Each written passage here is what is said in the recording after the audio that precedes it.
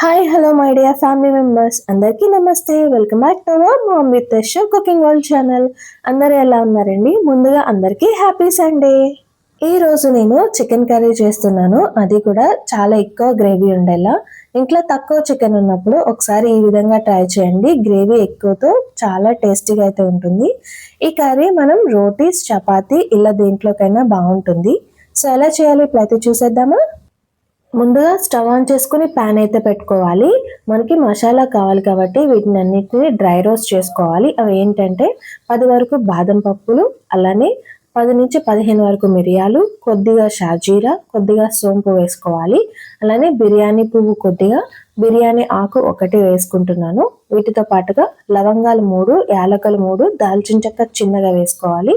అలానే 1 స్పూన్ ధనియాలు, 1 స్పూన్ నువ్వులు, 3 వరకు ఎండుమిర్చి వేసుకుంటున్నాను. చికెన్ అనేది ఒక 1/2 కేజీ మాత్రమే ఉంటుందండి. సో దానికోసం ఈ మసాలా అంతా.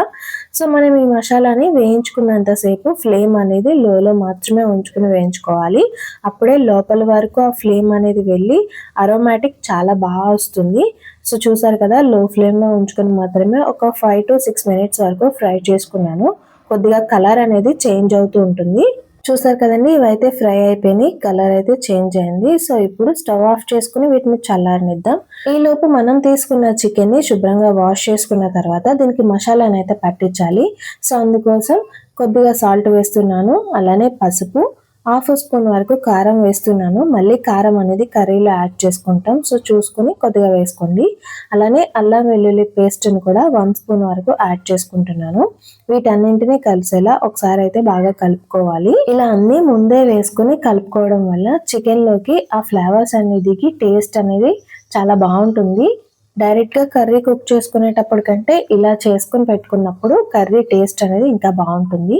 దీనిని 10 నుంచి 15 నిమిషాల పాటు పక్కన పెట్టుకోవాలి. ఇప్పుడు మరొకసారి స్టవ్ ఆన్ చేసుకుని కర్రీ చేసుకోవడానికి వీలుగా ఉండే ఒక బాండిని అయితే పెట్టుకోవాలి. దీంట్లోకి కర్రీకి తగ్గట్టుగా ఆయిల్ని అయితే వేసుకుంటున్నాను. ఇది కొంచెం హీట్ అయిన తర్వాత మనం గ్రేవీ కర్రీ చేస్తున్నాం కాబట్టి సో మీడియం సైజ్ ఆనియన్స్ 3 తీసుకుని చిన్న ముక్కలుగా అయితే కట్ చేసుకున్నాను. అలానే పచ్చిమిర్చిని కూడా 3 తీసుకున్నానండి. వీటిని కూడా సన్నగా కట్ చేసుకుని అయితే వేసుకున్నాను. ఆనియన్ అనేది మంచిగా ఫ్రై అవ్వాలి. సో చూసారు కదా, పింకిష్ కలర్లోకి అయితే చేంజ్ అయింది. సో ఇలాంటప్పుడు మనం దీంట్లోకి ఒక రెబ్బ కరివేపాకును అయితే వేసుకుంటున్నాను.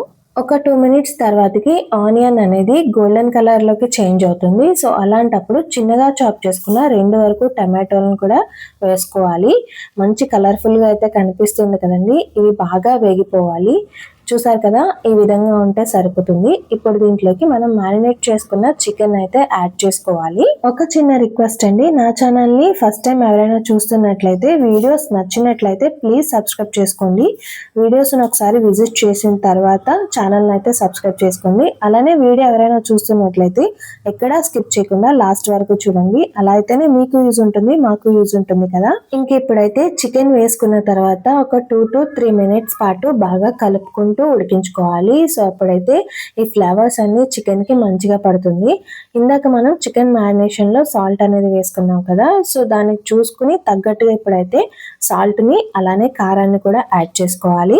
మనం ముందుగా డ్రై రోస్ట్ చేసుకున్న మసాలా దినుసులు ఏవైతే ఉన్నాయో వాటిని కూడా ఇలా పౌడర్ లా చేసుకుని అయితే ఈ కర్రీలోకి యాడ్ చేసుకోవాలి.